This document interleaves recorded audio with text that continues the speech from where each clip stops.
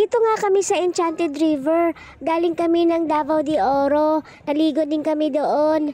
Tapos, hindi kami nakontento. Dumiretso na kami dito dahil 2 oras lang naman galing doon. Para sulit naman yung trip namin. Ayun, may libre silang shuttle. Ang binayaran pala namin is 30 pesos lang dito bawat isa. Pwede naman lakarin kaso mga 15 minutes.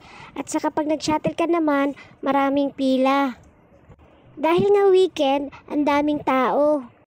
Pagpasok mo nga, makikita mo may maraming taong nakapila kumukuha ng life vest. Free po yun, walang bayad, iwan mo lang yung ID mo.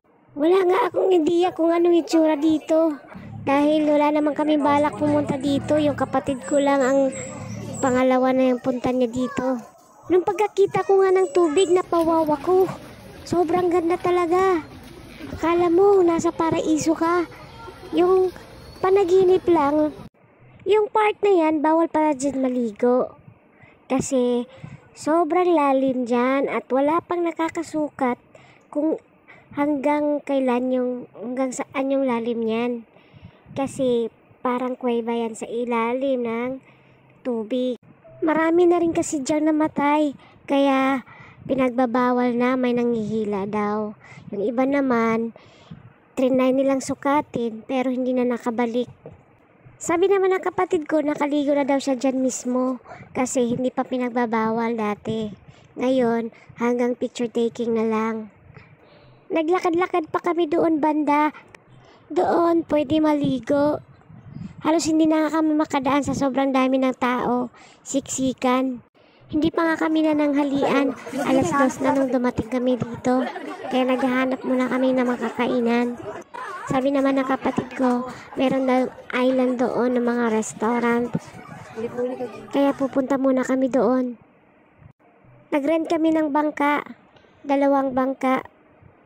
500 pesos isa. Pwede makasakay 4 o hanggang 5. Nandito na kami sa restaurant na una namin pinuntahan. Kaso, mag-aantay ka ng mga 1 oras. Habang mag-aantay ka ng food mo, pwede ka mag-swimming kasama yung mga isda. Kaso nga lang, masyado nang matagal yon kaya lumipat kami sa kabilang island. At ito nga natagpuan namin na restaurant. Dito kami lang yung tao. Kaya gusto namin dito, wala masyadong tao. Habang inaantay namin yung pagkain, nag-swimming muna kami dito sa tabi-tabi. Yep.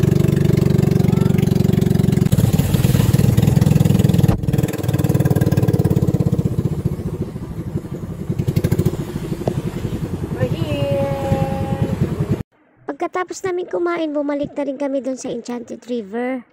Kasi 3 hours lang pag nagrenta ka ng boat.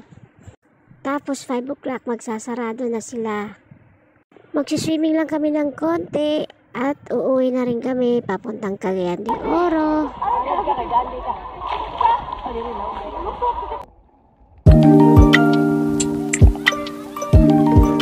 Alas 5 na nga kaya uuwi na kami. Wala na shuttle kaya naglalakad na lang kami. Wala na rin masyadong tao kaya nagkakatakot. Joke lang.